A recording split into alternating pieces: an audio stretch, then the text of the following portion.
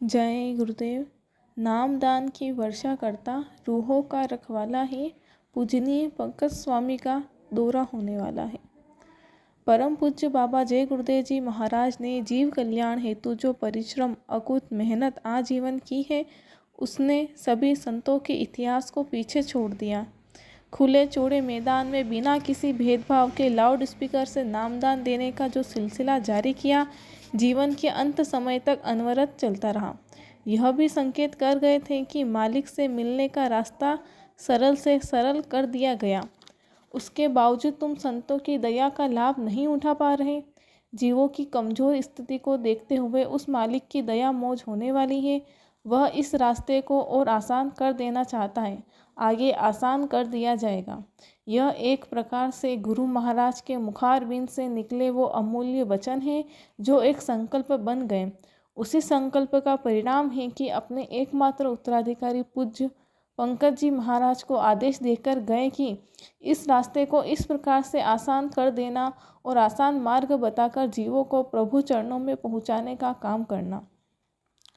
इस आदेश में किसी प्रकार का तर्क वितर्क करना गुरु भक्ति का गुण नहीं है। किसी प्रकार के संशय की गुंजाइश भी नहीं है। जब अपने समय में नामदान देकर एक साथ पांचों नाम के सुमिरन की हिदायत देते थे, तात्पर्य समझने की जरूरत है कि पांचों धनियों के अंदर जय गुरुदेव का वास है। जय गुरुदेव अनामी से कोई धनी खाली नहीं है।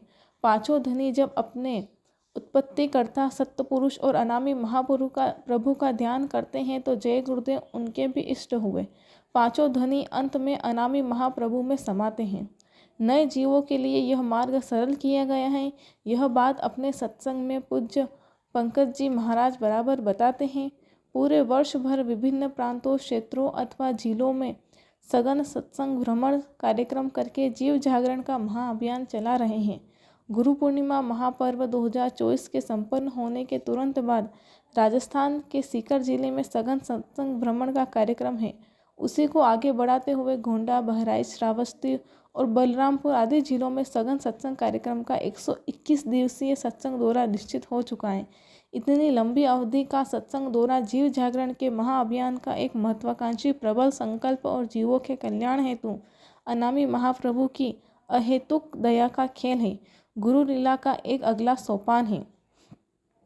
इस सत्संग भ्रमण में हजारों लाखों ही नहीं, करोड़ों नए लोगों को सरल से सरल नामदान का सुअवसर मिलने जा रहा है।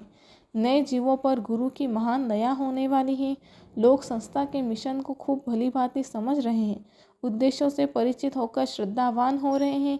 यही कारण है कि जय गुरुदेव आश्रम मथुरा में आयोजित होने वाले प्रत्येक कार्यक्रमों में एक जैसा जन सैलाब उमड़ता है।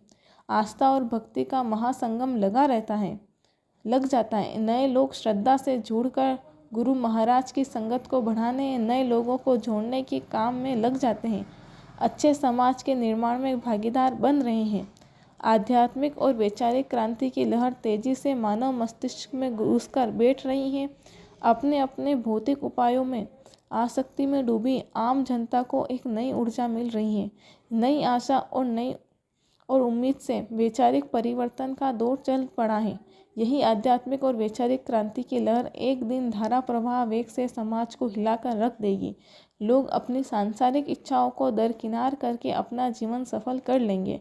यह जीव जागरण का महाअभियान एक प्रकार से बौखलाई प्रकृति के कोप को ठंडा करने और जीवों की रक्षा का महाअभियान है। सभी लोग अपने अपने ढंग से सेवा करके इस अवसर का लाभ उठावे, यही समझदारी और बुद्धिमानी होगी। तुम्हारे कर्म की खबर रखते हैं। जो तुम अच्छा बुरा काम करते हो वह बराबर हर क्षण लिखा जाता है। जहाँ लिखा जाता है वहाँ गुरु मौजूद रहते हैं और तुम्हारे कर्म की खबर रखते हैं, चाहे तुमने 7 कोठरी के अंदर छुपकर क्यों न किया हो।